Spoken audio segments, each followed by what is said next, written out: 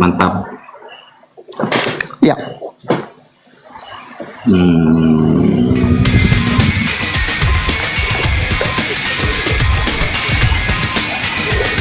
Oke, yuk dimulai. Oke, saya terima ya.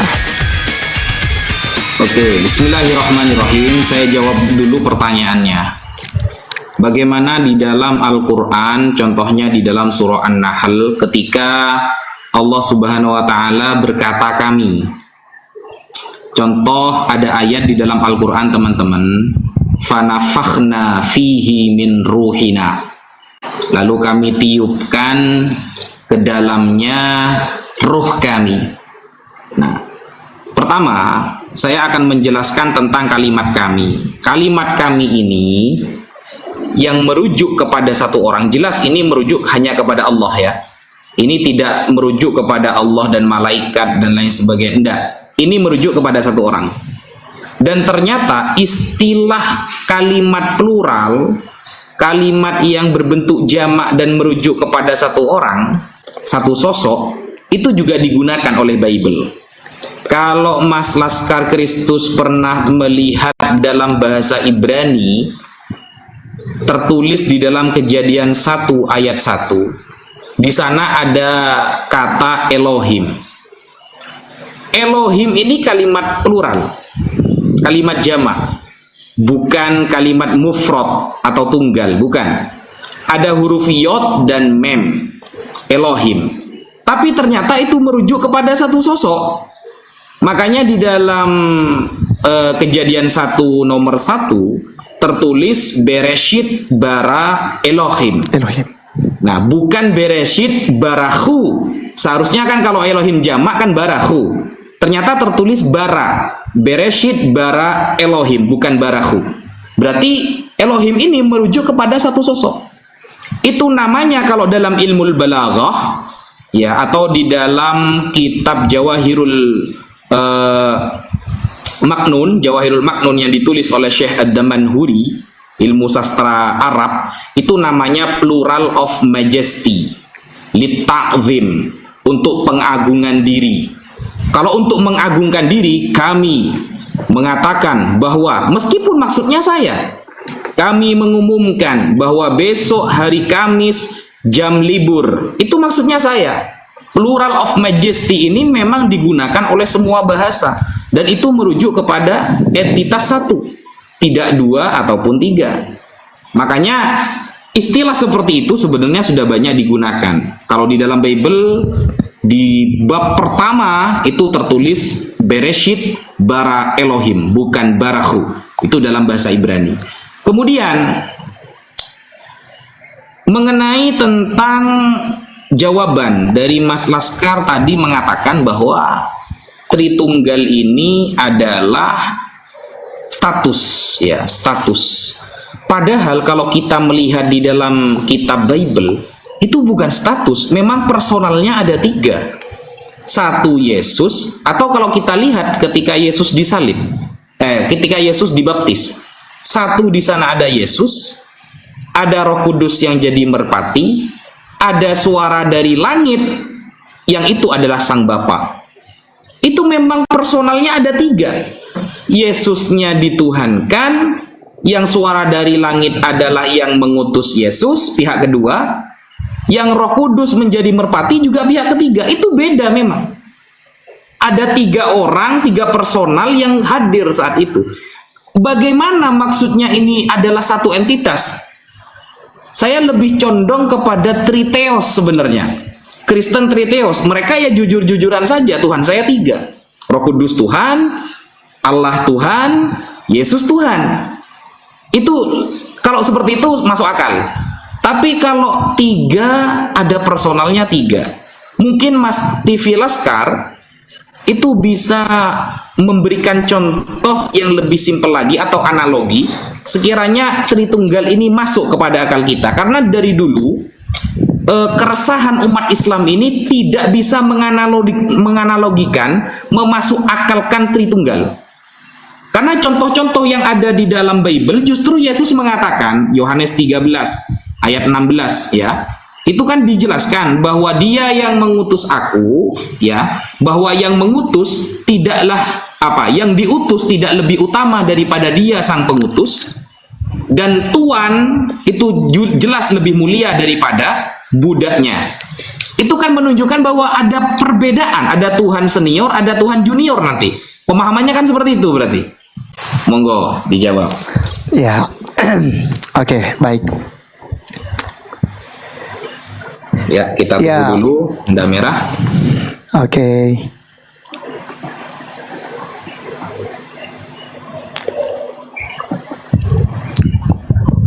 Oke. Yuk. Oke, baik.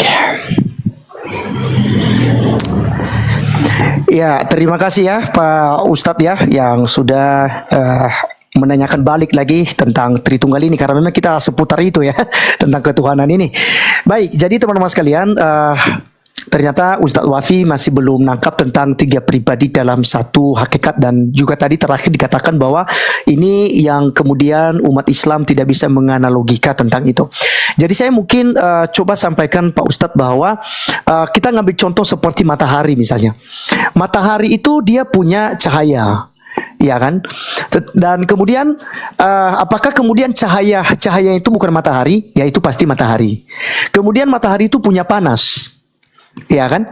Apakah kemudian panas matahari itu bukan matahari? Ya tentu matahari. Ya kan?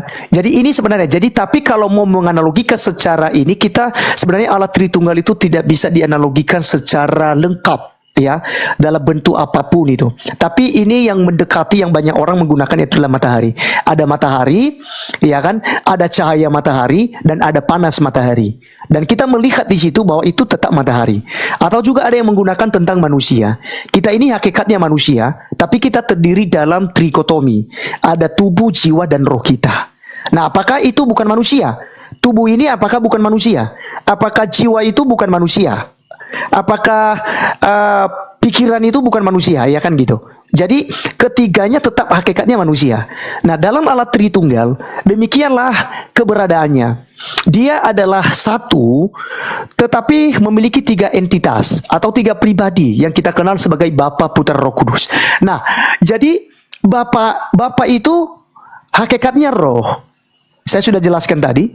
Dan anak itu, yaitu Yesus, hakikatnya adalah roh. Ya, kemudian Roh Kudus itu hakikatnya adalah roh.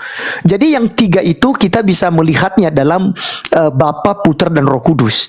Orang-orang Kristen mengimani hal itu. Dan Alkitab juga menjelaskan hal itu seperti yang tercantum ya di dalam amanat agung Yesus Kristus.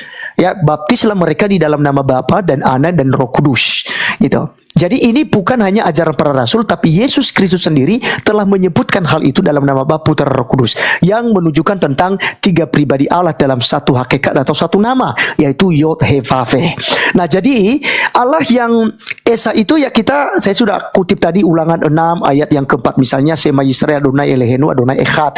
Ya, tadi Echad ini adalah satu kesatuan, maka di dalamnya kita bisa memahami tentang kepribadiannya, yaitu Bapa, Putra, Roh Kudus. Dan itu bukan hanya muncul di dalam perjanjian baru, Ustaz, tapi itu juga kita bisa melihat dalam perjanjian lama. Misalnya saja kita melihat Kejadian 1 ayat 1 sampai 3. Ya, di situ kita menemukan ada kata Allah, kemudian ada roh Allah yang bersemayam di atas samudera raya, kemudian ada firman ya. Firman Allah jadilah terang begitu. Nah, kemudian kalau kita masuk lagi di dalam Kejadian 1 ayatnya yang ke-26, baiklah kita, ya di situ menggunakan kata jamak, ya Elohim itu jamak. Ya, menggunakan menggunakan kata Allah atau kata Elohim di situ. Maka dengan menggunakan kata Allah di situ, maka itu merujuk kepada kejamakan. Kurang lebih seperti yang saya tanyakan tadi dalam Al-Qur'an ada kata kami. Nah, menuju kepada kejamakan. Nah, jadi di sini kita lihat Pak Ustadz bahwa Alkitab telah memberikan keterangan. Tadi kita lihat dalam Matius 3 ayat 16 ayat 17. Nah, disinilah orang Kristen bisa membedakan ketiga pribadian Allah dalam satu hakikat itu. Ya, itu dalam waktu bersamaan itu ada. Kalau Allah itu satu, ya, bagaimana kemudian Yohanes menyaksikan yang berbicara demikian? Inilah anakku yang kukasihi, kepadanya lah aku berkenan. Pertama di situ ada Yesus Kristus yang telah nujul menjadi manusia. Kemudian ada suara dari langit yang adalah kami sebut sebagai Bapa. Inilah anakku yang kukasihi. Kemudian ada Roh Kudus seperti burung merpati yang hinggap di pundak Yesus. Nah, di sini kita melihat ketiga pribadian itu dalam satu hakikat. Dan hakikatnya tadi tetap satu ya, bukan tiga roh. Ya, kepribadiannya yang tiga kita bisa bedakan, tapi kita tidak bisa pisahkan hakikatnya. Itulah Allah Tritunggal. Nah, jadi mungkin itu analogi tadi adalah matahari. Nah, kemudian Pak Ustadz, yang saya tanyakan tadi tentang kami dalam Al-Quran itu Pak Ustadz saya masih belum nangkap hal itu, karena kata kami di situ lalu nanti ada kata Jibril di dalamnya, lalu kami mengutus roh kami gitu ya. Jadi ini yang saya masih belum pahami sekali penulisannya seperti apa, kenapa harus menggunakan kata Allah. Jadi mungkin lebih spesifik lagi Pak Ustadz itu bisa memberikan pemahaman lebih mendalam tentang kata itu, karena tadi saya lihat hanya sepintas saja Pak Ustadz juga memaparkan hal itu ya. Baik, mungkin selesai waktu ya. Oke, silakan.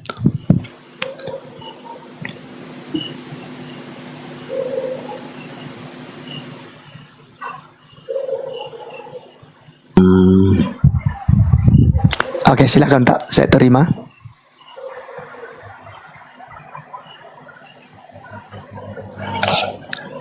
Oke, baik. Mengenai kata kami itu sudah saya jelaskan barusan, bahwa ketika saya contohnya mengatakan kami menetapkan bahwa kemerdekaan Indonesia pada tanggal 1945, padahal yang menetapkan itu saya pribadi, gak ada orang yang lain, saya saja gitu. Tapi menggunakan kata kami itu sebenarnya ilmu bahasa, Mas. Itu ilmu bahasa. Kalau kita buka di dalam bahasa Inggris itu namanya plural of majesty. Ya, jamak keagungan, mu'azzam nafsah, li ta'zim, untuk mengagungkan diri. Dan itu digunakan oleh semua bahasa, bukan hanya bahasa Arab. Makanya tak jarang kita melihat seorang presiden atau kepala sekolah ketika upacara di depan murid-murid contohnya, dia mengatakan kata kami. Jarang kita melihat dia mengatakan kata saya. Kenapa? Padahal dia itu merujuk kepada dirinya sendiri. Itu namanya plural of majesty, tapi merujuk kepada satu orang. Itu ilmu bahasa saja sebenarnya, tidak terlalu ribet. Nah, kemudian tadi Mas Laskar itu mencontohkan analogi dari Tritunggal itu dengan matahari. Nah, oke, dengan matahari ya. Matahari itu ada 3 unsur, 1 panas, 2 cahayanya, dan ketiga-tiganya itu matahari. Coba kita gini, mengkiaskan, menyamakan satu perkara dengan perkara yang lain, itu syaratnya ada 4. Itu hukum kias namanya. Kalau di dalam Islam itu namanya hukum kias. Kias itu syaratnya ada 4. Yang pertama al-aslu, yang kedua hukmul asli, yang ketiga far'u, yang keempat ilah. Nah, sekarang kita lihat konsep matahari ini tidak sama seperti konsep Yesus. Kenapa? Karena cahaya matahari ini terus nyambung kepada zat mataharinya, personalnya. Jadi ketika cahayanya ini hilang atau mati kalau manusia, berarti pusatnya itu mati. Apakah saya bisa mengatakan ketika Yesus mati berarti sang Bapa mati? Kan tidak seperti itu konsepnya. Di dalam kekristenan ketika Yesus mati, hari kematian Tuhan, bahkan tertulis hari kematian Tuhan di dalam Bible, ternyata sang Bapa gak mati, dia ada di sorga. Nah, lalu ketika Yesus mengatakan bahwa aku ini adalah utusan Bapa, dia adalah orang yang diutus oleh sang Bapa, di sana sudah mulai ada beberapa perbedaan. 1, Yesus lapar. 2, Yesus haus. 3, Yesus ketiduran di kapal. Sama seperti manusia seutuhnya. Lalu kemudian teman Kristen mengatakan, oh iya, ini sifat kemanusiaannya. Nah, kalau memang dia dikatakan sang firman, seharusnya dia ketika menyampaikan firman, ya sudah, firman itulah dari sang Bapa. Kalau mau pakai konsep matahari, ketika terang ini masuk ke dalam rumah, maka tidak perlu terang ini butuh terang yang lain untuk menerangi cahaya yang lain. Contoh, sekarang ada matahari di atas rumah saya. Maka ketika cahaya matahari ini menerangi rumah saya, untuk menerangi rumah saya tidak butuh cahaya lain. Sedangkan Yesus, katanya dia sang firman. Tapi di dalam Yohanes 8 nomor 55 dia mengatakan, aku menuruti firman-Nya sang Bapa. Aku menuruti firman-Nya sang Bapa. Loh, menuruti firman yang mana lagi? Dia kan sudah firman. Katanya dia adalah sang firman, yang pada mulanya adalah firman, firman bersama Allah, firman adalah Allah. Kemudian Yohanes 1 nomor 14, kemudian firman itu telah menjadi daging. Bayangkan, firman itu telah menjadi daging. Kalau konsepnya pakai matahari, seharusnya cahaya yang menyinari bumi tidak butuh cahaya yang lain. Tidak butuh cahaya yang lain. Tapi ketika Yesus menyampaikan firman, dia masih butuh firman lagi. Lalu kita bacakan di sini di dalam Yohanes ya 12. Ini kita tulis Yohanes 12 nomor 49 sampai 50. Dengan tinta merah Yesus mengatakan, sebab aku berkata-kata bukan dari diriku sendiri, kata Yesus, tetapi Bapa yang mengutus aku. Dialah yang memerintahkan aku untuk mengatakan apa yang harus aku katakan dan aku sampaikan, saudara. Aku tahu bahwa perintahnya itu adalah hidup yang kekal. Jadi apa yang aku katakan, aku menyampaikannya sebagaimana yang difirmankan oleh Bapa kepadaku. Loh, kok butuh firman lagi? Katanya sudah firman. Nah, seperti itu ya.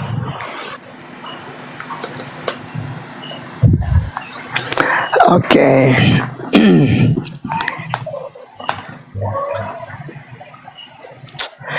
Ini tambah rumit ini Pak Ustadz ya. Tambah berat untuk saya. Ya, oke, baik teman-teman sekalian, kembali lagi ya, sudah tadi kita jelaskan, tetapi yang namanya saja tidak puas itu ya tetap saja kita harus saling bertanya lagi supaya kita benar-benar memahaminya. Baik, jadi teman-teman sekalian, ketika Yesus dikatakan sebagai pribadi yang kedua, itu bukan berarti kita menganggapnya dua pribadi gitu ya, dua Allah begitu. Tadi karena saya sudah jelaskan tadi di awal bahwa Yesus Kristus itu hakikatnya adalah roh itu.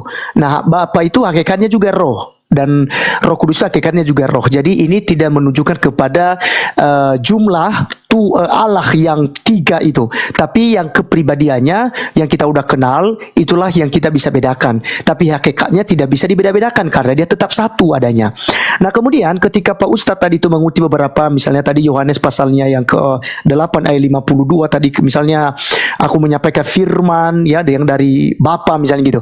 Lalu kenapa di Yesus itu kan firman, kenapa dia lagi sampaikan firman? Jadi ini yang harus kita pahami bersama, bahwa Yesus Kristus ini adalah firman yang adalah Allah. Itu yang pertama. Kedua, tentu Allah itu kita harus melihat bahwa dalam Kristen itu ada dua. Ada firman yang menjadi kitab, ya, kemudian ada firman yang menjadi manusia. Ya, firman yang menjadi kitab ini yaitu yang sudah dituliskan. Misalnya apa yang dilakukan oleh Yesus Kristus, apa yang disampaikan oleh Allah kepada para nabi, itu dituliskan. Itu juga firman. Tapi firman yang menuju kepada diri Yesus Kristus adalah hakikat daripada Allah. Ya, hakikatnya adalah Allah. Karena dia datang, ya. Yohanes pasal yang ke-8 ayatnya yang ke-42 itu sangat jelas dikatakan, ya, bahwa aku ya datang dan keluar dari Bapa. Ya, maka Yesus Kristus sedang menunjukkan bahwa dia ini datangnya dari Bapa itu sendiri. Yang tadinya dikorelasikan di Yohanes 1 ayat 1, pada mulanya adalah firman, firman itu bersama-sama dengan Allah dan firman itu adalah Allah. Nah, itu. Nah, jadi kemudian ketika kita melihat bahwa Yesus Kristus ini diutus gitu ya, berarti ada pribadi yang lain yang mengutusnya sesuai dengan Yohanes 17 ayat 3 misalnya. Ya, inilah hidup yang kekal ini yang mereka telah mengenal engkau satu-satunya Allah yang benar dan mengenal Yesus Kristus yang telah engkau utus. Berarti Yesus utusan. Nah, orang Kristen memahami tentang utusan ini bahwa Yesus diutus oleh Allah Bapa. Allah Bapa ini sang sumber, dia mengutus Yesus karena Allah Bapa itu tidak bisa teofani, Ustadz. Dia tidak bisa berinkarnasi sendiri gitu ya.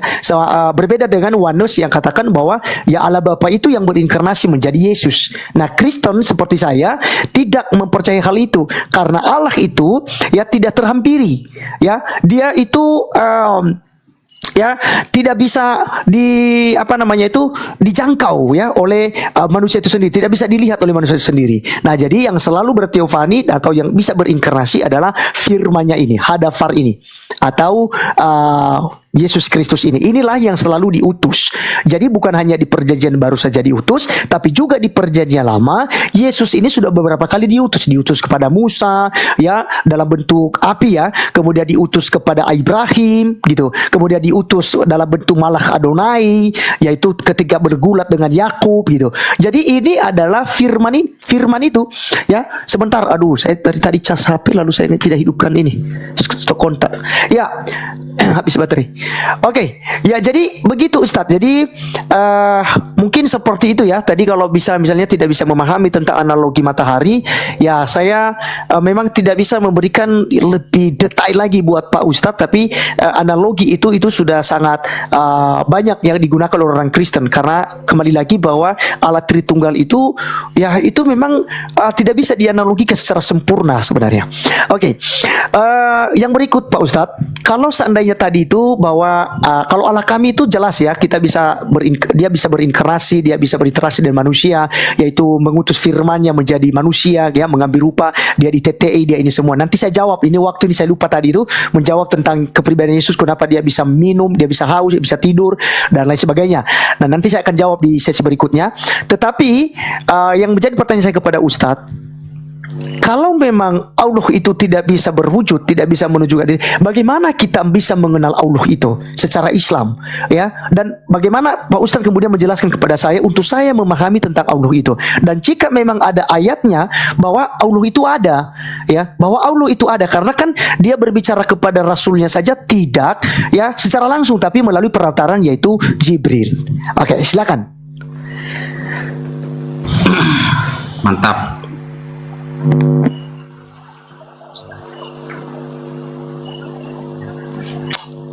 Di tap-tap layarnya teman-teman sekalian. Ini saya kalah terus PK-nya sama Pak Ustadz nih. Ya, ayo semangat teman-teman Kristen. Ya. Oke. Bismillahirrahmanirrahim. Berarti mulai besok dan sampai selanjutnya jangan menggunakan analogi matahari lagi, Mas Laskar, karena ketika matahari itu menyinari dunia, maka sinarnya itu langsung berpusat kepada personal pertama. Sehingga ketika cahayanya mati, personal pertama juga seharusnya mati. Beda dengan Yesus. Yesus mati di tiang salib untuk menebus dosa, tapi Bapa tidak mati. Itu kelemahannya ya, analogi matahari itu. Kelemahan kedua, ketika cahaya ini menerangi bumi, dia tidak butuh cahaya yang lain. Memang pusatnya di personal satu itu. Tetapi ketika Yesus menyampaikan firman, ternyata butuh firman lagi. Itu kelemahan kedua. Jadi analogi itu memang tidak bisa.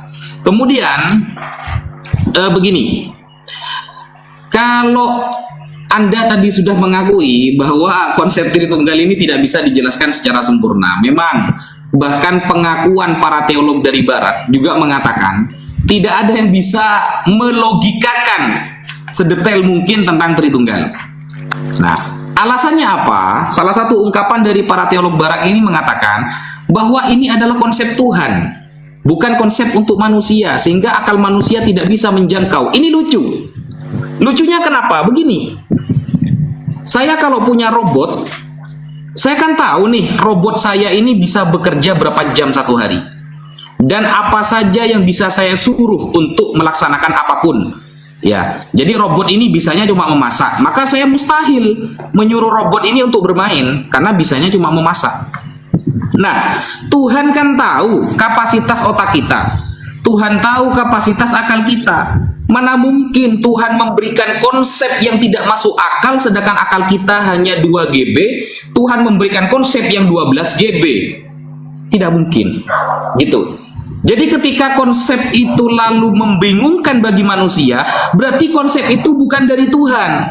Tapi konsep itu justru yang diungkapkan oleh manusia sendiri. Kalau konsep Tuhan dibuat oleh manusia, maka jelas akal manusia akan rancu untuk memahami Tuhan. Kalau konsep itu kemudian datang dari Tuhan, maka manusia pasti akan bisa berpikir, oh seperti ini konsepnya. Kenapa? Karena Tuhan tahu kapasitas akal kita sampai mana. Berapa gigabyte untuk memikirkan konsep ketuhanan tersebut. Tidak mungkin kemudian Tuhan memberikan konsep di luar nalar padahal makhluknya sangat lemah. Seperti itu.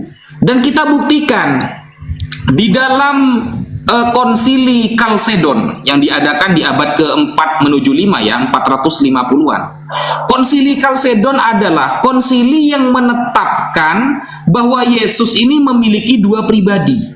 Yang satu 100% manusia, yang satu 100% Tuhan. Sebelum konsili Kalsedon tidak ada data satupun yang meyakini Yesus ada sisi manusianya, ada sisi ketuhanannya. Tidak ada. Konsili Kalsedon adalah konsili yang dilakukan pada abad ke-5 untuk menetapkan Yesus ini memiliki dua kepribadian, separuh Tuhan, separuh manusia. Sebelum konsili Kalsedon terjadi, tidak ada yang mengatakan bahwa Yesus itu kemanusiaannya, keilahiannya, kemanusiaannya, ketuhanannya. Berarti ini kan konsep manusia, sesuai musyawarah bapak-bapak gereja berarti. Bukan konsep yang datang kemudian dari Sang Tuhan Bapa. Lalu bagaimana cara Allah mengenalkan dirinya ketika dia tidak bisa menampakkan diri, saudara? Allah, jangankan kita teman-teman, Nabi Musa saja ingin melihat Allah. Nabi Musa mengatakan, Robbi arini anzur ilaik. Ya Allah, beri aku kesempatan untuk bisa melihat engkau. Apa kata Allah? Lantaroni, kamu gak mampu melihat aku Musa. Walakin inzur ilal jabal wa ibistaqarra makanahu fasawfa tarani. Tapi lihatlah ke gunung Tursina itu. Kalau gunung itu tetap pada tempatnya, kamu akan dapat melihat aku. Tapi apa kejadiannya? Ternyata Musa tidak mampu melihat Allah sampai dia pingsan. Setingkat Musa tidak bisa melihat Allah, apalagi kita yang sangat lemah. Apalagi kita yang bukan seorang nabi. Sehingga Allah tahu kapasitas makhluknya. Allah tahu kekuatan makhluknya sampai mana. Kalau Musa saja tidak mampu, apalagi kita yang bukan nabi, bukan utusan. Dan kemudian, kalau kemudian Allah itu menampakkan diri hanya untuk menjadi manusia, itu buat apa? Karena itu bisa mencederai kemahakuasaannya. Yang awalnya maha kuasa, jadi maha terbatas atas segala sesuatu. Sekian. Oke. Wih, kalah saya. Waduh. Oke ya. Terima kasih ya Pak Ustadz ya. Oke, kita tunggu dulu ya. Ini masih belum. Oke. Yuk. Ya.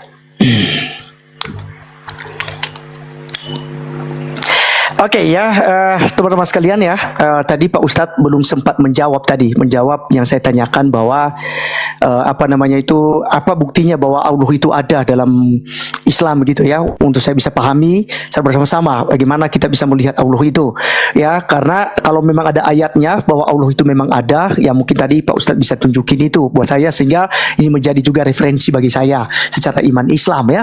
Nah teman-teman sekalian, tadi kalau dia bilang tidak boleh lagi menggunakan analogi matahari karena memang matahari itu bisa mati ya, cahayanya bisa mati dan lain sebagainya.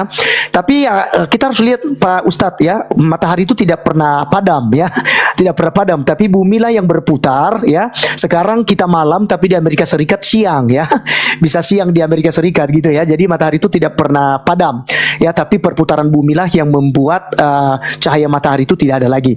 Nah jadi memang betul bahwa analogi tentang Tritunggal itu memang para teolog itu seperti yang Ustadz bilang memang itu hal yang benar.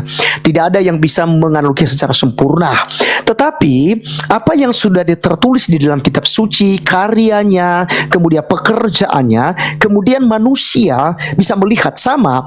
Di dalam Al-Quran juga bisa dirujukan bahwa Allah itu benar-benar ada. Itu karena karyanya, karena pekerjaannya di dalam Al-Quran. Oh berarti tetap ada Allah ya. Nah kemudian nanti apakah memang Pak Ustadz bisa menunjukkan misalnya bahwa ada perkataan Allah di Al-Quran misalnya, bahwa ya sehingga kita meyakini sesuai pertanyaan saya tadi di awal bahwa bukan kepada saya bahwa memang Allah itu benar-benar ada karena dia tidak berwujud nih. Bagaimana kita bisa mengenalnya? Aku bersaksi tiada Tuhan selain Allah ya, dan Muhammad adalah Rasulullah. Oke lah, dari tingkat Muhammad oke kita bisa ini karena kita bisa lihat. Tapi bagaimana dengan Allah yang tidak bisa kita lihat, tidak kita bisa raba, kita tidak bisa bagaimana begitu? Nah tentu kita harus melihat melalui kitab suci apakah memang ada perkataan Allah di Al-Quran atau tidak. Itu yang menjadi pertanyaan saya nantinya. Nah kemudian Pak Ustadz soal Yesus Kristus ya, bahwa dia ini tidak bisa ya disebutkan sebagai Allah. Kenapa? Karena ya dia manusia ya, di pertanyaan sebelumnya tadi. Dia adalah manusia, dia makan, dia minum, dia lakukan segala semuanya. Nah, inilah tujuan ya, tujuan Allah mengambil rupa seorang manusia supaya merasakan apa yang dirasakan oleh manusia. Makanya di Kristen itu mempercayai bahwa Yesus Kristus sepenuhnya manusia dan sepenuhnya Allah. Yang menunjukkan dia sepenuhnya manusia, dia makan, dia berak, dia tidur dan lain sebagainya. Nah, yang menunjukkan bahwa dia adalah sepenuhnya Allah, Yesus Kristus tidak pernah berbuat dosa, maka justru mengampuni dosa. Hai anakku, dosamu sudah diampuni. Markus pasal 2 ayat 5. Ya, hai anakku, dosamu sudah diampuni. Itulah sebabnya orang Yahudi menganggap Yesus ini menghujat menghujat Allah ya, menghujat Allah. Kenapa? Karena memang Yesus ini menyamakan dirinya atau posisinya seperti Allah yang bisa mengampuni dosa. Nah, satu-satunya yang bisa mengampuni dosa hanya Allah, tapi Yesus bisa mengampuni dosa. Nah, ini kemudian yang berani berkata juga, aku adalah Alfa dan Omega, itu tidak boleh diucapkan oleh manusia biasa. Tapi Yesus Kristus berani mengucapkan ini karena dia adalah Alfa dan Omega. Dia sudah ada, bahkan jauh sebelum Abraham ada. Dia katakan kepada orang-orang itu, ya, jauh sebelum Abraham ada itu aku sudah ada. Orang Yahudi juga mengitukan lagi dia kan, ya, oh umurmu baru sekian, bagaimana kamu bisa melihat Bapak Abraham, ya kan gitu. Ya, tapi Yesus katakan bahwa ya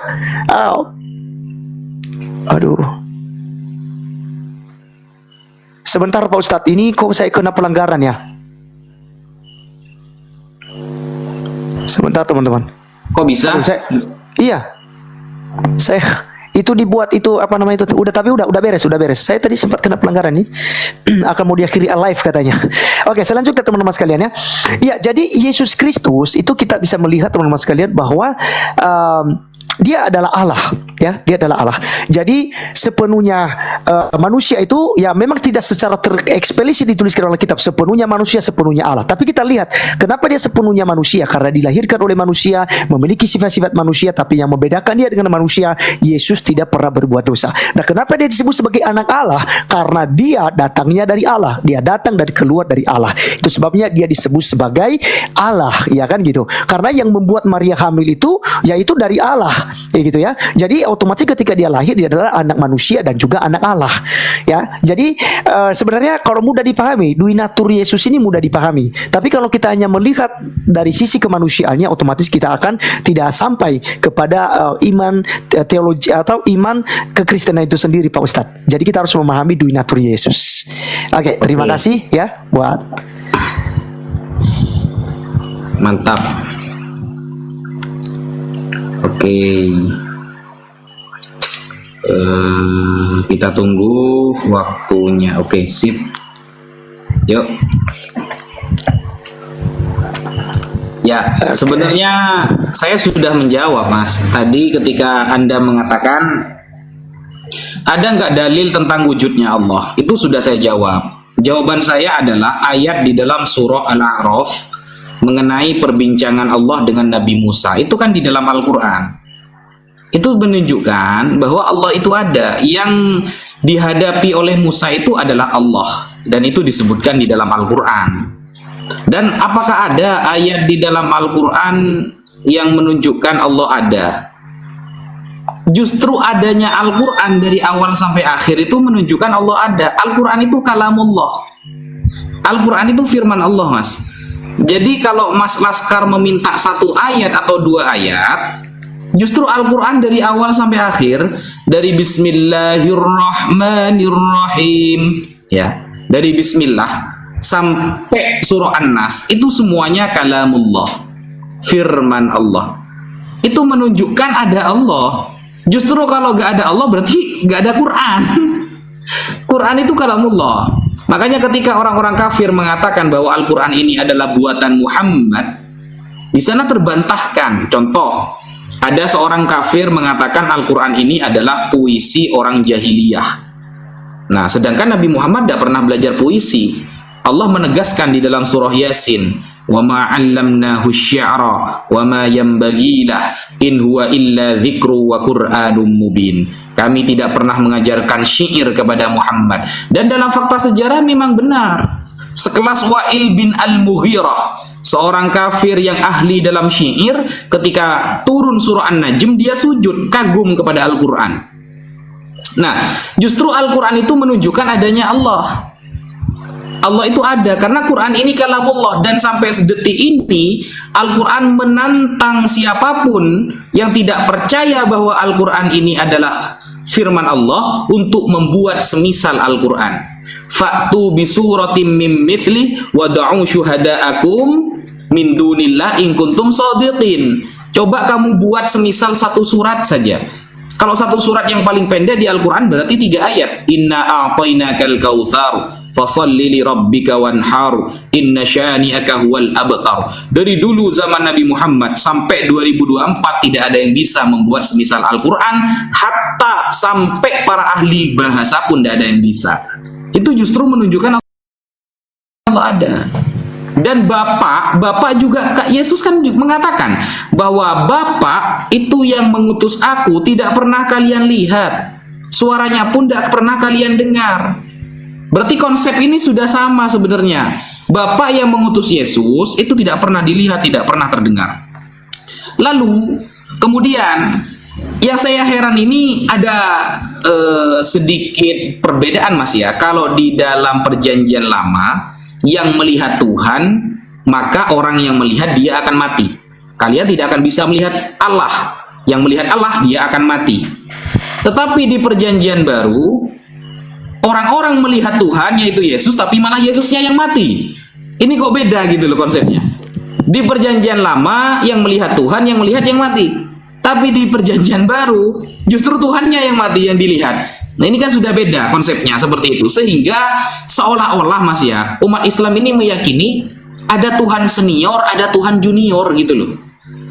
Ada Tuhan yang diutus sebagai Tuhan junior, ada Tuhan sang pengutus namanya Tuhan senior. Masa seperti itu konsepnya? Dan begini, kalau di dalam diri Yesus itu memang ada firman, dia adalah firman yang menjelma menjadi manusia.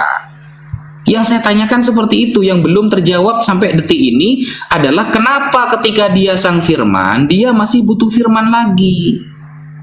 Itu harus dijawab. Kenapa ketika dia adalah firman di dalam Yohanes 1 nomor 14, lalu firman itu menjadi daging, menjadi manusia. Seharusnya apa yang dia sampaikan itulah firman Tuhan. Tapi kenapa dia masih menuruti dan menunggu firman yang lain? Itu permasalahannya. Berarti dia itu bukan sang firman, tapi dia itu sang penyampai firman.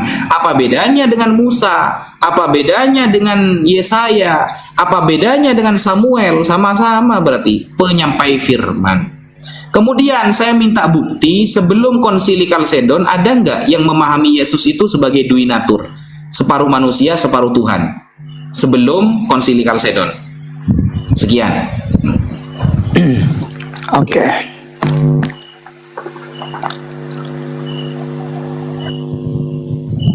Oke, tunggu ya.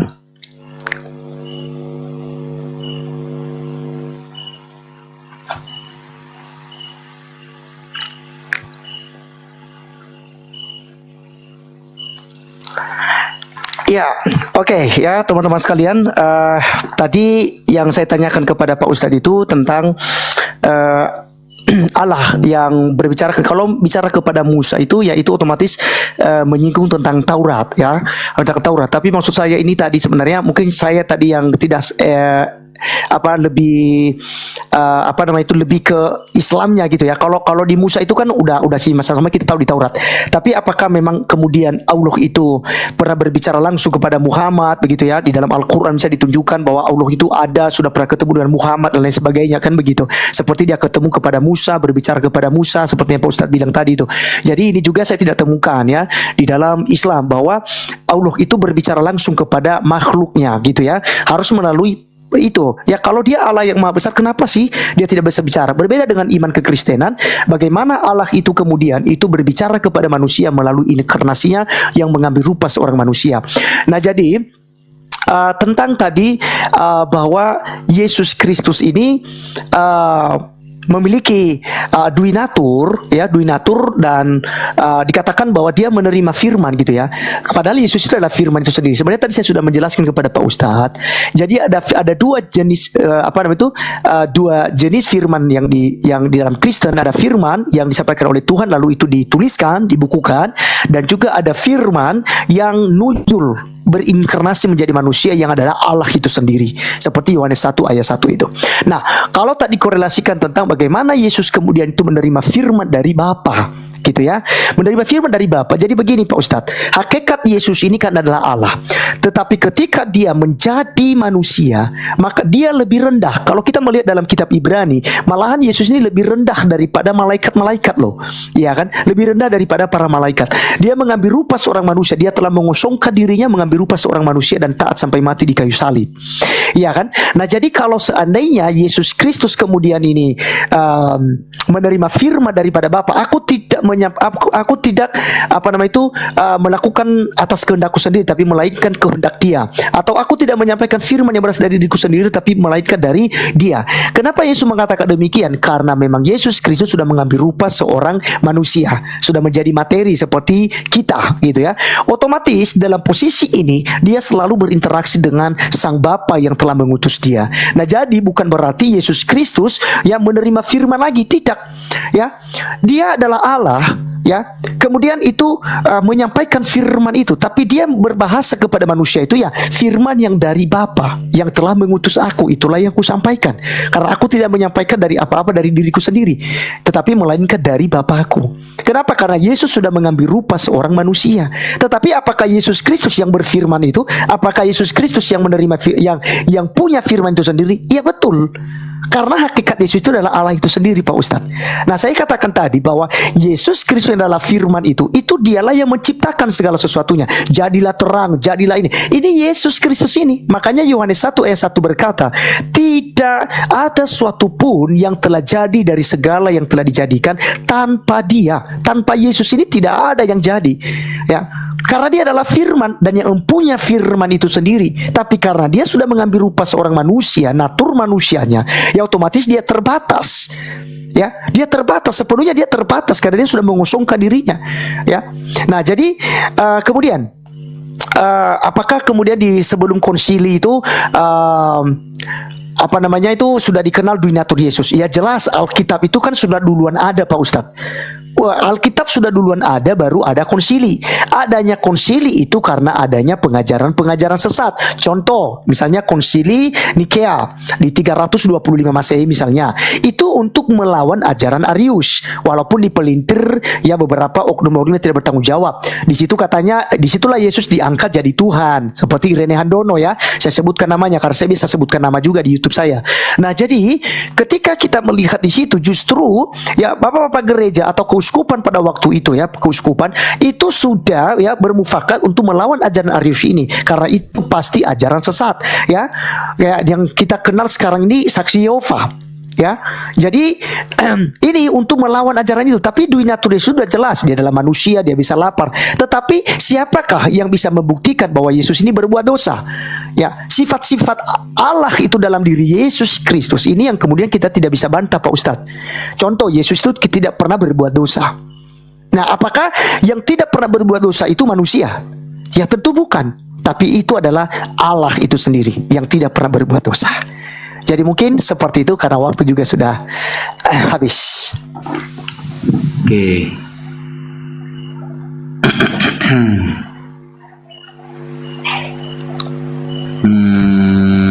Ya, tadi sebelum mulai Pak Ustaz, yang saya tanyakan tadi itu tentang misalnya Allah itu berbicara menampakkan diri kepada Muhammad kah atau kepada Rasul kah ya di dalam Islam gitu ya, Rasulnya Islam, begitu maksud saya.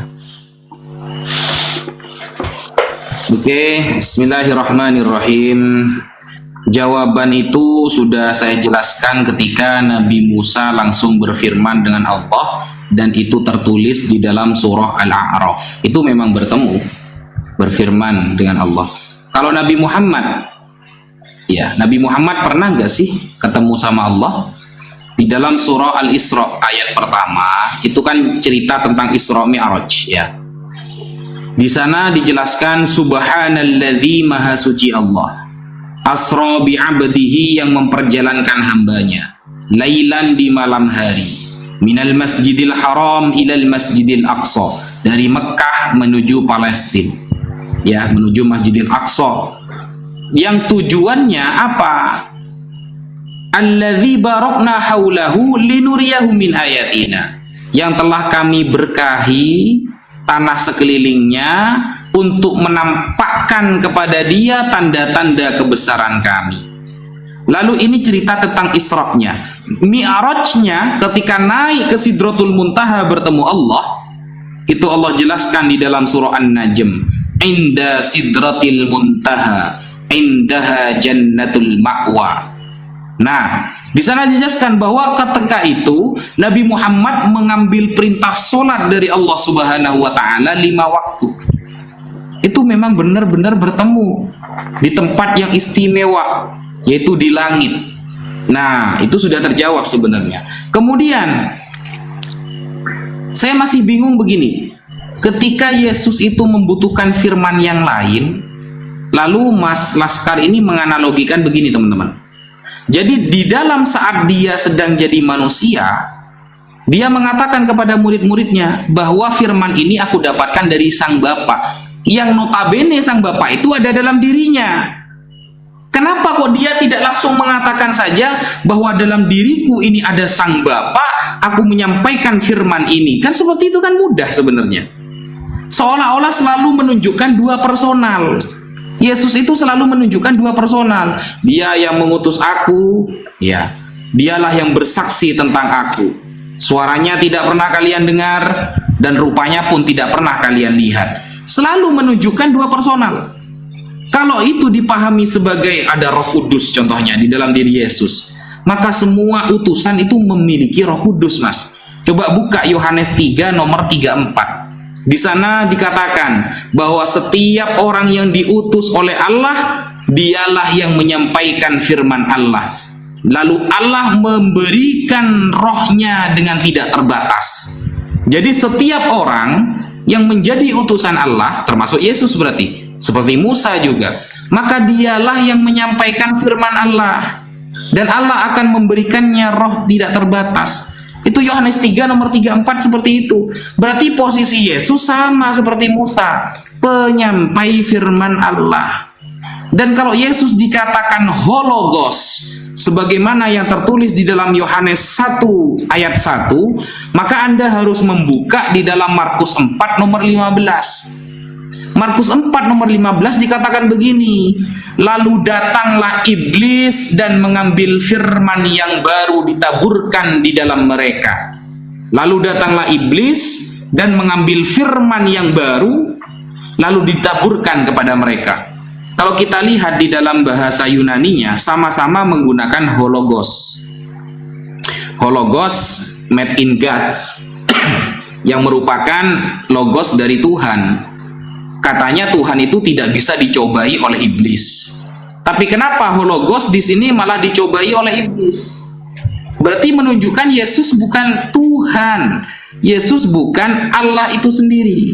Dan secara tidak langsung ketika Mas Laskar mengatakan dia telah mengosongkan dirinya dan mengambil rupa berupa manusia, ya, berarti secara tidak langsung Anda berpemahaman oneness sekarang. Yesus adalah Bapa itu sendiri, adalah Allah itu sendiri. Seperti itu berarti konsepnya, karena sudah mengosongkan diri, sudah ada nih, sudah kosong dirinya dan mengambil rupa seorang hamba, berarti masuk kepada pemahaman oneness, kan seperti itu. Nah, sehingga memang tidak ada kemudian data baik fakta sejarah bahwa Yesus ini memiliki duinatur, separuh manusia, separuh Tuhan. Tidak ada. Kalau ada, buktikan kepada saya sebelum konsili Kalsedon. Itu hasil keputusan konsili itu. Yesus punya dua natur itu. Sebelumnya tidak ada itu. Sekian. Oke. Kalau terus kita ini teman-teman di tap-tap layarnya ya, supaya kita lebih semangat lagi. Yuk semangat teman-teman Kristen, dibantu Ya, Mas Laskar. oke. Tapi tidak apa-apa ya, kita bukan fokus di situ, tapi ini kita menggunakan waktunya. Sebenarnya yang kita mau ambil di sini adalah waktunya itu, supaya teratur pembicaraan kita. Ya. Baik, jadi Pak Ustadz tadi sebenarnya saya sudah jawab ya apa yang Pak Ustadz tadi itu tanyakan tentang apa namanya itu firman tadi. Tapi tidak apa-apa. Saya pikir mungkin kita tidak boleh bergelut di situ karena ya bagaimanapun tetap Pak Ustadz juga tidak akan terima dan tidak akan pernah puas dari apa yang saya akan jelaskan ya. Terkait tentang tadi itu saya tanggapi dulu tentang Isra Mi'raj ya. Tadi kan saya minta itu adalah dalil bagaimana kemudian Allah itu berbicara kepada Rasul ya, kepada Nabi Muhammad misalnya ya, atau kepada orang-orang setelah Nabi Muhammad lah ya, sehingga kita bisa memang memastikan bahwa Allah itu benar-benar ada ya kan, benar-benar aku bersaksi tiada Tuhan selain Allah gitu. Tapi secara wujud tadi itu kita tidak bisa melihat, tidak bisa merasakan gitu ya, oh ini dia gitu, oh ini dia Allah gitu ya, kita tidak bisa ini. Nah soal Isra Mi'raj tadi itu, ini saya lihat itu kan mimpi. Nah buat saya secara Kristen, saya pikir itu tidak menjadi sebuah dalil karena kemarin juga sempat kita diskusi bahwa di situ tidak ada orang ya yang menyaksikan hal itu tentang Isra Mi'raj. Tapi ini adalah sebuah apa namanya itu ya, apakah ini dalam bentuk mimpinya Muhammad atau mungkin rohnya diangkat gitu ya, atau memang benar-benar secara fiksi Muhammad ini apa terangkat begitu ya, lalu pergi ke Yerusalem, kembali lagi ke tempat di mana dia melihat Allah begitu ya. Nah jadi ini yang kemudian masih membingungkan saya Pak Ustadz. Jadi yang saya mau tanya tadi, misalnya kan saya melihat ya, ada beberapa kali juga baca-baca ya literasi Islam itu selalu bahwa Allah itu berbicara melalui Jibril dan selalu menggunakan kata kami, kata jamak ini. Makanya saya katakan jangan-jangan jamak ini itu Bapa Putra Roh Kudus kan gitu. Ya, kemudian terkait tentang apa namanya itu tentang Yesus Kristus tadi ya, Yesus Kristus ini kan saya katakan tadi bahwa dia ini adalah firman yang adalah Allah itu sendiri. Tadi Pak Ustadz sempat bilang, oh kalau begitu Mas Laskar itu jadi oneness ya kan. Jadi oneness kenapa? Karena mengatakan bahwa Allah itu berinkarnasi ya, Bapa itu menjadi manusia gitu. Nah ini saya pikir kesalahpahaman ya. Saya tidak mengakui dan saya tidak percaya bahwa Allah Bapa itu bisa berinkarnasi. Karena hakikat Bapa itu adalah roh tidak kelihatan, dia transenden ya. Kemudian tentu saja tidak ada yang bisa melihat. Yesus itu tidak sedang berbohong. Yesus itu jelas berkata tidak seorang pun yang melihat Allah gitu ya. Tetapi anak tunggal Allah yang ada di pangkuan Bapa, dialah yang menyatakannya dalam Yohanes 1 ayat 18 itu. Nah jadi yang menjadi manusia ya adalah firman yang adalah Allah ini sendiri. Ketika dia mengosongkan, jadi dia adalah Allah ini. Dia mengosongkan diri dalam artian Pak Ustadz, yang tadinya dia adalah Allah ya, dia tidak lagi mempertahankan keilahian itu yang setara dengan Bapa, tapi dia telah mengosongkan diri mengambil rupa seorang manusia ya, dan taat sampai mati di atas kayu salib. Makanya yang mati itu bukan Allah Bapa. Ya kalau tadi tuduh misalnya itu menduga saya oneness, itu walau oneness itu jelas bahwa Bapa itulah yang mati di kayu salib. Kalau saya tidak, dalilnya 1 Petrus 3 ayat 18. Ia yang telah dibunuh dalam keadaannya sebagai manusia. Jadi yang dibunuh itu adalah kemanusiaannya ya, bukan Allah. Jadi begini, siapa sih yang bisa bunuh Allah Pak Ustadz? Tidak ada yang bisa membunuh Allah. Jadi bahkan misalnya saya kasih analogi ya, Allah itu punya firman lalu dibukukan. Ya, jadi Alkitab misalnya adalah firman Allah. Nah, apakah ketika Alkitab ini dibakar, apakah Alkitab ini dirusak, apakah firman Allah itu menjadi rusak gitu? Tentu tidak. Firman Allah kekal. Dia tidak akan bisa rusak. Yang rusak itu kertasnya. Demikianlah Yesus Kristus. Yang bisa dibunuh, yang bisa disiksa, yang bisa disakiti, yang bisa lapar adalah tubuh kemanusiaannya. Karena dia sudah mengambil kodrat manusia. Tapi Allah yang ada dalam diri Yesus Kristus itu tidak pernah mati. Karena tidak seorang pun yang bisa membunuh Allah. Ya jadi jelas ya, itu terjawab bahwa saya bukan oneness. Allah itu tidak pernah, Allah Bapa itu tidak pernah berinkarnasi. Nah terkait tentang konsili tadi, saya katakan tadi saya bahwasanya itu ya, konsili Nicea itu misalnya ada, atau konsili yang Pak Ustadz bilang Itu misalnya konsili Efesus lagi ya, ada beberapa konsili sebenarnya. Dan kita melihat di situ itu bisa ada karena memang adanya ajaran-ajaran sesat yang tidak berdasarkan daripada Alkitab itu sendiri lagi. Sehingga ada yang disebut dengan konsili. Kurang lebih seperti fatwa-fatwa daripada MUI. Ketika ada yang bilang itu Allah itu adalah Muhammad, ya Allah itu zat, wujudnya itu adalah Muhammad. Jadi Muhammad itu adalah Allah gitu ya. 3 in 1 ya, karena ada viral demikian ya. Nah, fatwa MUI ada. Kurang lebih seperti itu yang disebut dengan konsili itu. Jadi pada semulanya itu sudah ada yang namanya duinatur Yesus itu. Karena dia adalah manusia kok. Dan dia adalah Allah. Begitu. Oke. Ya, saya terima ya.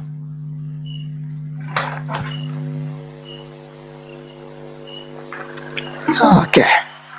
Ya, yang saya minta itu data sebelum konsili Kalsedon ada pemahaman duinatur mengenai Yesus. Itu Mas, yang saya minta.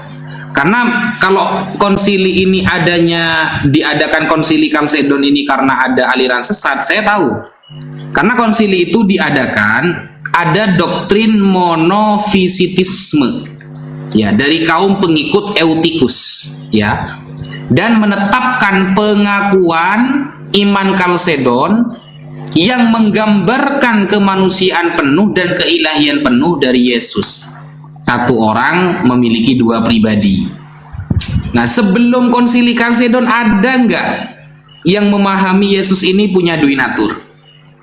Coba sebutkan satu saja orang yang memahami Yesus sebagai duinatur sebelum adanya konsili Kalsedon. Nggak ada. Itu sudah saya cari itu. Tidak ada itu. Makanya konsili Kalsedon ketika ada monofisitisme itu, dari kaum Eutikus itu memahami bahwa Yesus itu begini begitu, ditolak. Ada kumpulan nih mengkonsepkan Tuhan. Nah, berarti kan ini konsep baru berarti. Sebelumnya tidak ada konsep seperti itu. Yang mati manusianya, yang tidak mati keilahiannya, yang makan manusianya, yang lapar manusianya. Konsep seperti itu belum ada dulu. Itu dibuat-buat oleh orang-orang yang dianggap sebagai para ahli di dalam konsili tersebut. Itu pun tidak semuanya setuju. Coba buka di dalam sejarah konsili Kalsedon itu. Ada beberapa kekristenan yang gak setuju dengan konsep itu. Tidak semuanya sepakat saat itu. Nah, sebelum konsili Kalsedon ada nggak yang memahami Yesus ini manusianya dan yang memahami separuhnya itu keilahiannya? Sejauh yang saya cari tidak ada. Yang saya cari. Lalu kalau kita berbicara Isra Mi'raj, kan tidak ada saksi Isra Mi'raj itu. Loh, Yesus sendiri kan mengatakan, Mas, Bapa yang mengutus aku, dialah yang bersaksi atas diriku. Bayangkan, suaranya tidak pernah kalian dengar, rupanya tidak pernah kalian lihat. Yesus mengatakan, cukup Bapa menjadi saksi atas dirinya. Bapa itu cukup menjadi saksi atas dirinya. Sedangkan kejadian Isra Mi'raj, bukan hanya Allah yang menjadi saksi, para malaikat menjadi saksi, Nabi Ibrahim menjadi saksi karena bertemu di langit. Kemudian Nabi Musa juga menjadi saksi saat itu. Menjadi saksi semua. Oke lah, hapus semua para nabi itu. Sisakan 2, Jibril dan Allah. Yesus mengatakan, dia sang Bapa yang mengutus aku, dialah yang bersaksi atas diriku. Kalau Bapa saja cukup menjadi saksi, maka jangan pernah menuntut saksi dalam masalah Isra Mi'raj. Di sana saksinya ada Allah dan malaikat Jibril. Seperti itu kira-kira jawaban saya. Nah, kemudian Yesus ini, kenapa umat Islam ini tidak mengakui kalau dia ini adalah Tuhan yang berhak disembah? Yang pertama, sesuatu yang sudah lumrah dipahami, Yesus tidak pernah menyembah. Yesus tidak pernah menyuruh umatnya untuk menyembah dia. Itu tidak pernah memang. Kemudian ada nggak Mas data, ya, bahwa Paulus, Yohanes, Markus, Lukas pernah menyembah Yesus? Ada nggak datanya? Paulus, Markus, Yohanes, Paulus, dan Lukas pernah menyembah Yesus? Atau kalau tidak menyembah, bersyukur kepada Yesus? Biasanya narasi-narasi di dalam Perjanjian Baru Kalau bersyukur itu pasti kepada Bapa Allah, kepada Sang Bapa. Pernah nggak Paulus, Markus, Yohanes, Matius, Lukas bersyukur kepada Yesus ketika diberikan rezeki, ketika diberikan kesehatan, ketika diberikan kelapangan dada dalam segala urusan? Bersyukurnya kepada Yesus pernah nggak dipraktikkan seperti itu oleh murid-muridnya? Tidak akan kita temukan. Atau menyembah, Paulus lah, kita jangan usah banyak-banyak, Paulus saja.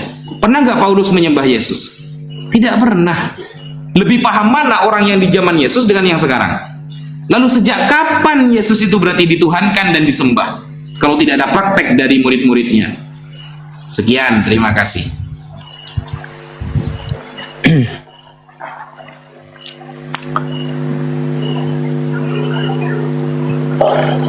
Oke. Semoga Oke, setelah jadi ini, Pak Ustadz nanti kita sampai jam 12 ya. Sebelum saya mulai kita sampai jam 12 ya, karena saya besok ada kepentingan yang ini, jadi saya harus cepat istirahat juga. ya, berarti Dan 2 waktu putaran kita lagi bisa- ya. Ya, kita nanti bisa sambung-sambung di waktu Pak Ustadz. Oke. Ya. Oke, baik teman-teman sekalian, ini makin lama makin rumit ya pertanyaan-pertanyaan daripada Pak Ustadz ini. Ya, jadi ya memang sesuai dengan penyelidikan daripada Ustadz ya mengenai Duinatur Yesus ya sebelum konsili konsili itu, maka jelas ya bahwa itu kita orang Kristen itu yang melihat daripada apa yang sudah dituliskan di dalam kitab Injil itu sendiri, bahwa misalnya kita, jadi sebenarnya di dalam Yohanes 1 ayat 1 saja kita sudah melihat itu kepribadian Yesus seperti apa. Kemudian di dalam Yohanes 1 ayat yang ke-14 itu juga kita sudah melihat kepribadian Yesus seperti apa. Jadi satu pasal sebenarnya Yohanes 1 ayat 1 kita sudah bisa melihat di situ Pak Ustadz tentang kepribadian Yesus ini. Tentang dia adalah Allah, dia juga adalah sekaligus dia sebagai manusia, ya kan? Sudah menjadi manusia. Ya, makanya karena dikatakan dalam Yohanes 1 itu menginformasikan. Jadi sebenarnya dasar kekristenan itu di situ. Ya, maka mau lihat juga sejarah bagaimana pun konsili pun Anda mau pelajari, tetap dasarnya kembali kepada Yohanes 1 ayat 1 dan ayat yang ketiga dan ayat yang ke-14 ya. Bahkan lebih lengkapnya seutuhnya sampai ayat yang ke-18. Jadi itu adalah dasar utama. Karena kembali kepada Kristen kalau fatwa-fatwa, saya katakan sebagai fatwa ya, seperti konsili-konsili tadi, itu adalah fatwa-fatwa yang kemudian dibuat. Tetapi keduinatur Yesus itu kan kembali kepada Alkitab Pak Ustadz. Ya, jadi dalam Yohanes 1 ayat 1 menginformasikan bahwa firman itu adalah Allah. Kemudian diinformasikan kembali bahwa firman itu yang adalah Allah telah menjadi manusia. Nah, ini yang disebut dengan duinatur. Nah, kalau cari bahasa duinatur pun dalam Alkitab itu kita tidak temukan. Sama dengan kata Tritunggal, apakah ada di dalam Alkitab? Tidak ada. Tapi substansi daripada Tritunggal itu ada, yaitu Bapa, Putra, dan Roh Kudus itu ada. Nah, kemudian substansi ya daripada duinatur itu ada enggak? Ada. Bahwa firman itu adalah Allah itu sendiri.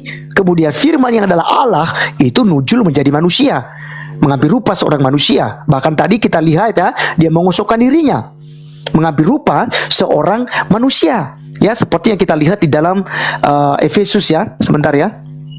Ini Efesus 2 kalau nggak bukan. Kolose. Sebentar. Ya. Nah, misalnya kita lihat di sini nih. Sebab di dalam dialah ya, Kolose 2 ayat 9 misalnya. Sebab di dalam dialah berdiam secara jasmania seluruh kepenuhan kealahan. Di dalam dia di sini dalam Yesus. Nah, maka kita bisa melihat di sini natur keilahian daripada Yesus itu. Kenapa? Karena dikatakan di sini dalam Kolose 2 ayat 9, sebab dalam dialah berdiam secara jasmania seluruh kepenuhan kealahan. Nah, jadi ini saya pikir sudah terjawabkan ya. Bahwa kemudian juga di dalam Filipi, ini Kolose tadi. Kemudian di dalam Filipi juga, Filipi pasal 2 ayat yang ke-6 kalau kita lihat di situ juga jelas dia mengosongkan dirinya juga. Yang walaupun dalam rupa Allah, ya ini naturnya adalah Allah, walaupun dalam rupa Allah tidak menganggap kesetaraan dengan Allah itu sebagai milik yang harus dipertahankan. Ya, melainkan telah mengosongkan dirinya sendiri dan mengambil rupa seorang hamba dan menjadi sama dengan manusia. Dan dalam keadaannya sebagai manusia, ia telah merendahkan dirinya dan taat sampai mati, bahkan sampai mati di kayu salib. Jadi di sini kita sudah bisa memahami secara orang Kristen yang beriman pada Yesus, memahami duinatur Yesus. Dia adalah Allah, lalu mengosokkan dirinya mengambil rupa seorang manusia, maka dia memiliki natur manusia. Jadi itu Pak Ustadz, saya rasa ini jawaban saya bisa diterima, bisa tidak juga, tidak masalah ya. Nah kedua, apa tadi ya yang kedua dari Pak Ustadz tadi itu? Tentang apakah para rasul kemudian sudah menyembah ya, menyembah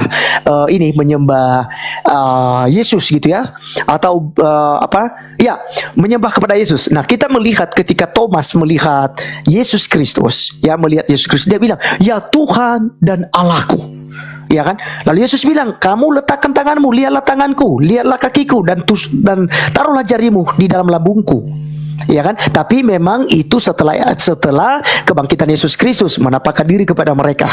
Jadi Thomas benar-benar sujud dan dikatakan, ya Tuhan dan Allahku, menunjukkan bahwa Tuhan itu adalah penguasanya dan Allah itu adalah penciptanya. Itu yang dilakukan oleh Thomas. Kemudian dalam Yohanes pasal 13 ayat 13, Yesus berkata, kamu menyebut aku Tuhan dan Guru. Katamu itu tepat, karena aku memang Tuhan dan Guru. Yesus menerima hal itu.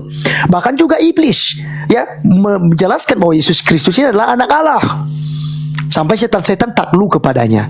Nah jadi saya pikir para rasul juga ya seperti Petrus mengakui bahwa Yesus Kristus adalah Mesias, anak Allah, gitu ya. Jadi ini bentuk pengakuan, bentuk penyembahan mereka kepada Yesus. Ya, kalau saya bisa tambahkan sedikit saja, mungkin 10 detik. Kenapa kemudian tidak disembah selama dia bersama-sama dengan muridnya sebelum kematian? Kenapa mereka tidak menyembah dia? Itu karena memang mereka belum mengenal siapa Yesus ini sebenarnya. Itu sebabnya mereka tercerai-beraikan ketika Yesus ditangkap oleh tentara Romawi, karena mereka belum mengenal siapa Yesus yang sebenarnya. Tapi setelah Yesus bangkit daripada antara orang mati, baru mereka sadar, baru mereka terbuka pikiran mereka terhadap kitab suci, sehingga mereka baru menyembah Yesus Kristus. Kalau Paulus tadi itu bisa kita lihat dalam Kisah Para Rasul. Ya, di situ juga Paulus itu bertemu dengan Yesus ya. Oke, silakan mungkin.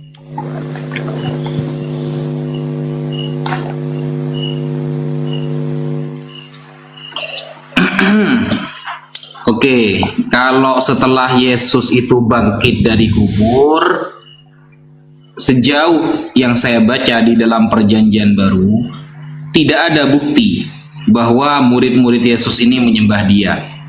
Tidak ada. Ayatnya tidak ada. Kalau mengenai Petrus, kita sekarang lihat ayatnya ya. Petrus mengakui Yesus sebagai Allah contohnya. Di mana ayatnya itu? Ini kan di dalam Yohanes 20 nomor 28. Thomas ya maksudnya, bukan Petrus. Thomas menjawab dia, ya Tuhanku, ya Allahku. Di sini Thomas sedang ngobrol dengan Yesus. Lalu berkata di depan Yesus, ya Tuhanku dan ya Allahku. Tetapi kalau kita melihat terjemahan, kita akan tertipu dengan makna dari ya Tuhanku dan ya Allahku. Kenapa? Coba kita perhatikan.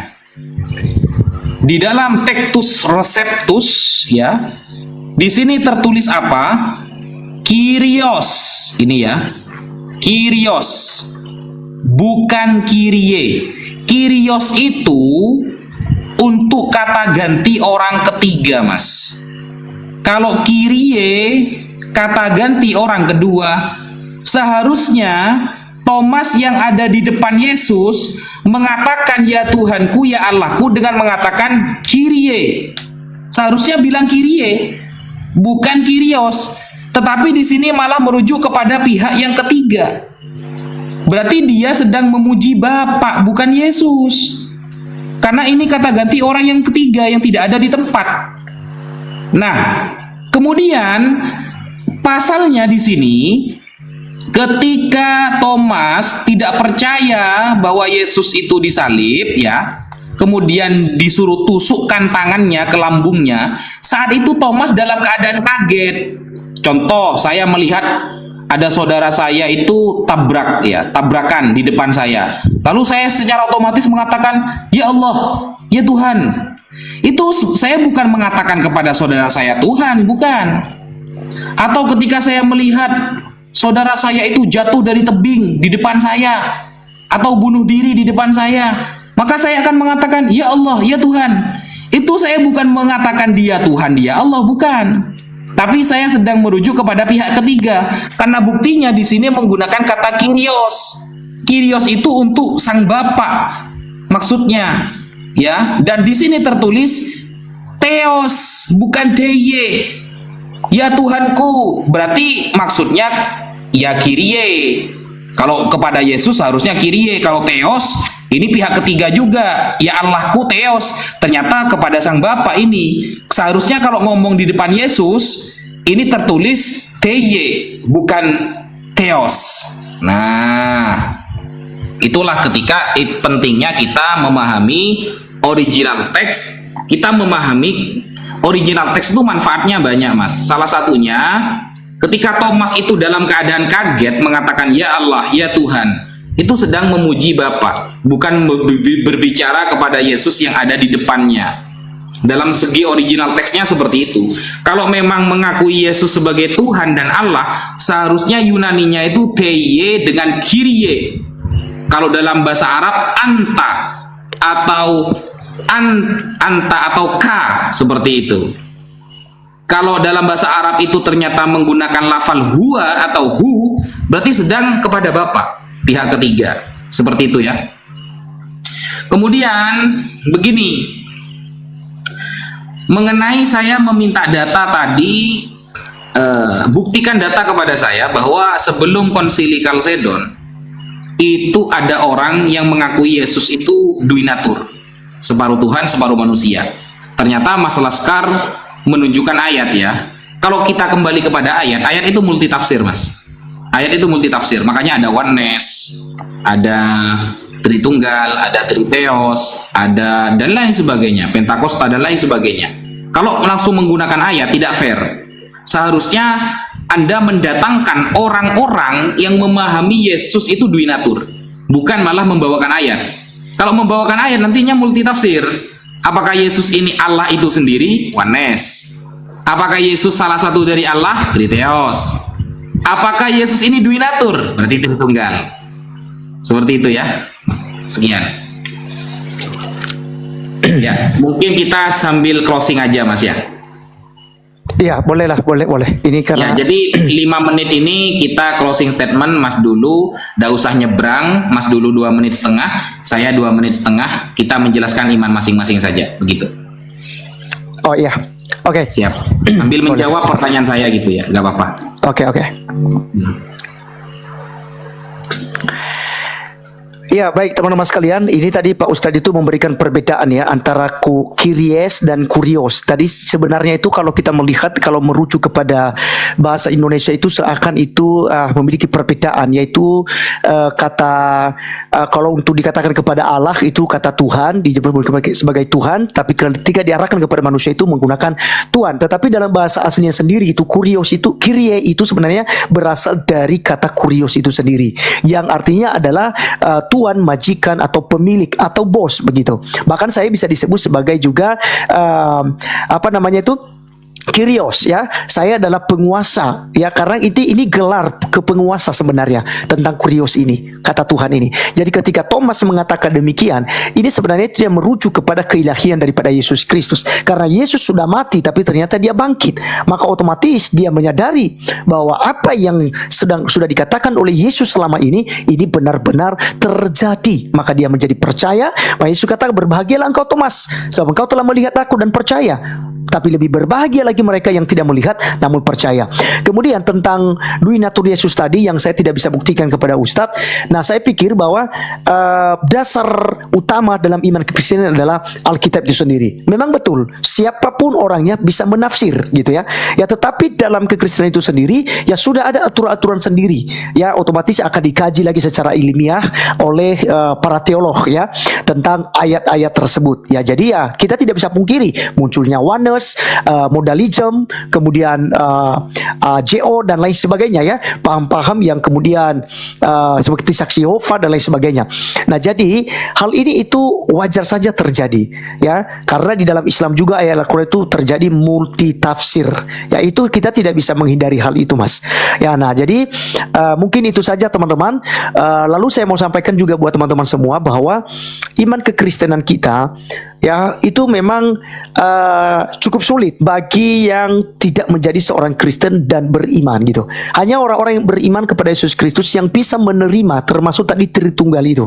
Ya, kami tadi bahas bahwa tidak ada analogi yang sempurna yang kita bisa gambarkan tentang ketiga pribadi dalam satu hakikat keilahian itu. Itu kita tidak bisa. Tetapi ya melalui iman kita bisa menerima semuanya. Maka percayalah bahwa Tuhan kita itu Tuhan yang penuh kasih, Tuhan juga yang tidak mau ya ciptaannya itu binasa. Itu sebabnya Dia menyelamatkan secara inisiatifnya Allah itu sendiri. Makanya Yohanes 3:16 itulah inti iman kekristenan, dan Yohanes pasal 14 ayat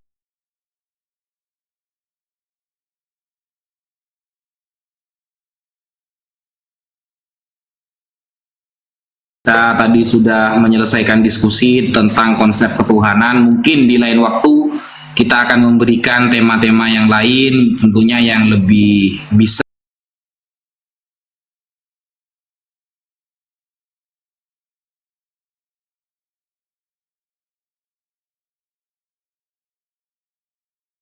Islam itu harus melalui 3 fase dalam menentukan sebuah kebenaran. Ada 3 fase, teman-teman ya.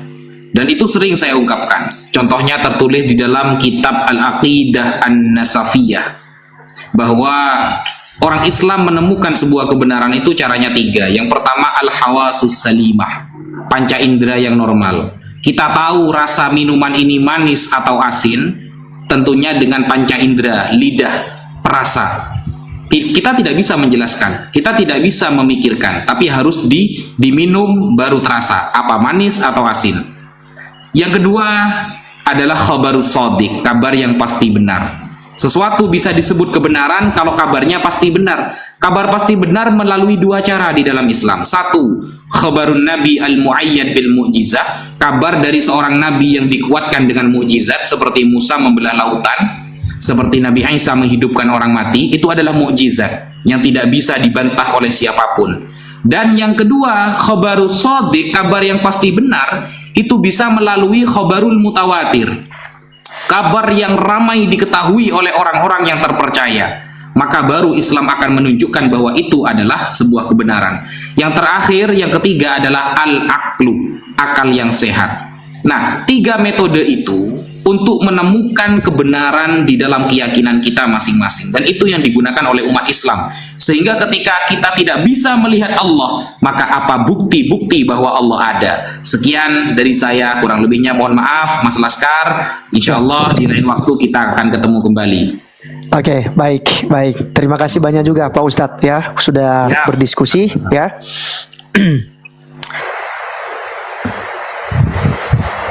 Alhamdulillah.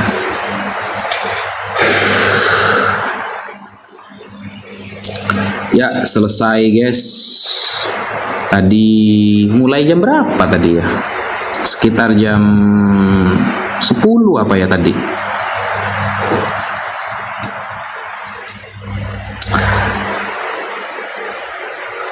Terima kasih teman-teman yang sudah support, yang sudah setia menonton, dan sudah saling berbalas typingan. Masya Allah. Semoga Allah membalas semangat kalian dengan yang lebih baik oleh Allah Subhanahu wa Ta'ala. Kurang lebihnya saya mohon maaf. Ya, sebelum berpisah saya promosi dulu bagi teman-teman yang belum memiliki buku, ya buku yang kita terbitkan dengan tema